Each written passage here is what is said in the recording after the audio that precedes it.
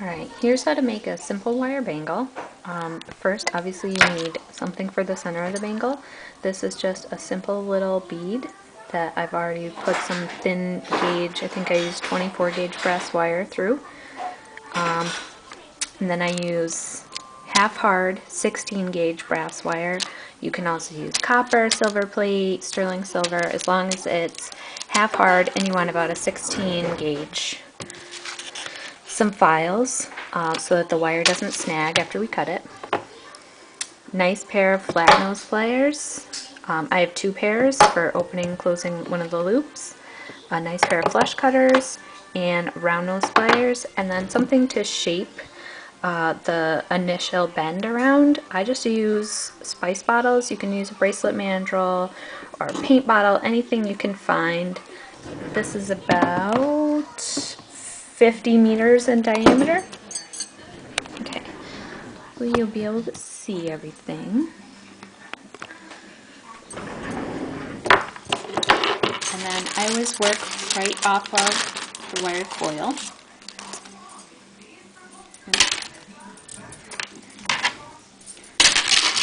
Just shape it around in a couple of nice tight loops, keeping the tension as best you can. I usually do these in big batches, so I bend almost the whole coil into a smaller coil. I'm going to do one for the tutorial. And then you want to check your diameter measurement on this, and I'll list standard measurements in the video description so you know what you're looking for. But this is about 64 inch diameter, which is just fine. Leave yourself a small gap before you cut one coil, and I'd say that's probably about a half or 3/4 of an inch gap. And then you want to make a full loop on one end, close it right up, and then you want to make, might be too small, it's okay. And then you want to make just a half loop on the other end, because that's going to be how you open and close it. And if you want to make a bracelet that just slides on, then you would just make 2 closed loops. And then you're, whoops, dropped it. Then you're going to want to file. Not right now, babe. File the end where your open loop is so that it doesn't snag on any clothing, or worse, give you a little cut or scratch. If you don't have files, you can also use a knife sharpening stone, or you can find a bead, a very small bead, like a seed bead, that you could glue to the end. But I like to file mine and get a really nice finish.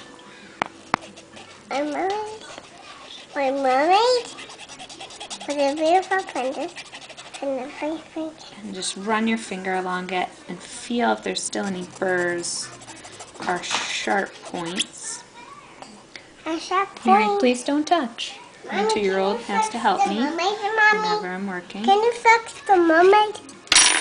Sure. Yes, let me see that. Okay. Oh, sorry. Go ahead. Go watch TV, please. Mommy will be with you in a minute. Now you can attach your charm, your bead, whatever it is you want to use. I've used all sorts of things. Even old keys work really well. Just open the closed loop end and put the owl bead on,